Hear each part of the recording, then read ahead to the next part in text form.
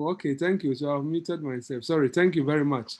Yeah, so I was making the point that my internet has been misbehaving, but quickly just to highlight the question to you and compulsory acquisition. I was making the point that although the in terms of the procedure, the directly relevant procedures are section 240 to 249 of Act 1036, but that will suggest that go back to section 233 and read from section 233 uh,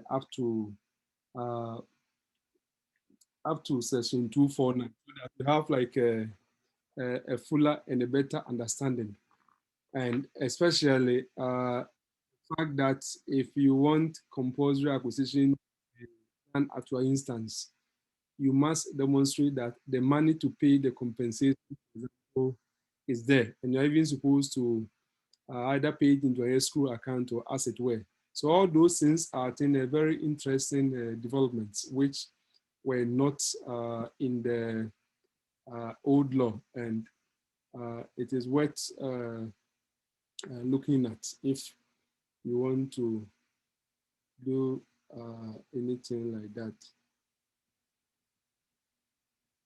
Mm.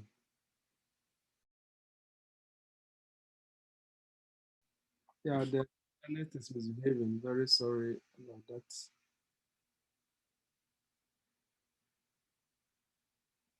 I think we have to probably move our classes to the afternoon because in the afternoon when we were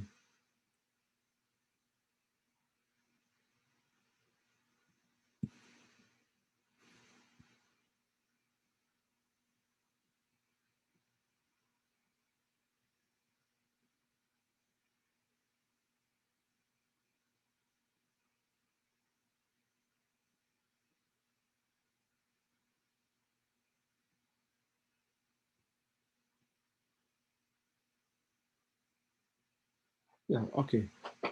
Yeah, so please take note of that because of the internet. Just let me speak very fast so that we just get out of here.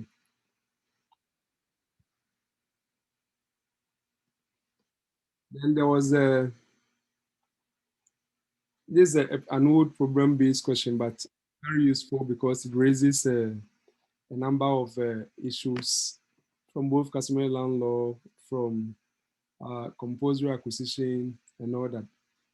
I will make that available to you, but in terms of the, let's see, so this is another thing that maybe I would like you to think about that explain how Land Act 2020 Act 1036 protect persons interested in acquiring interest in land from fraud and the phenomenon of a multiple sale of land.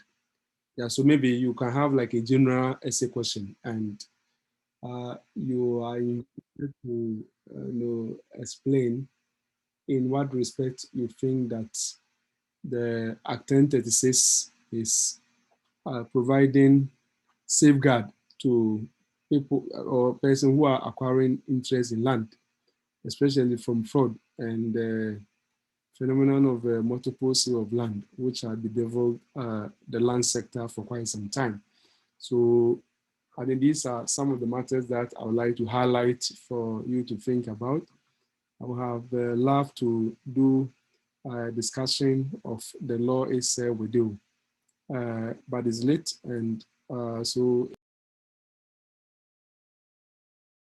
I think the internet is not good. So I propose to end the class, and then we will be having it probably at the better times when we have like a smooth internet. Yes, so Barrister, is your hand up?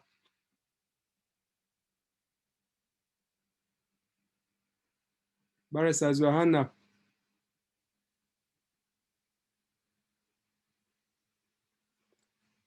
Yeah, so in the circumstances, I will just end the class and we will set up like better times.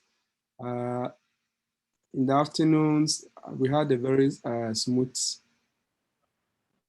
class on Zoom, and I don't know why we are having like a difficulty. Those who would like to get the recording, I think that I usually send you those on the WhatsApp platform. I send you the YouTube link, or if you just Google the YouTube Ghana or entrance examination with my name or something like that, you'll find it, and it's also that time. So thank you very much. I'm sorry for the unpleasant virtual experience due to connectivity problems. So have a very good night. Thank you.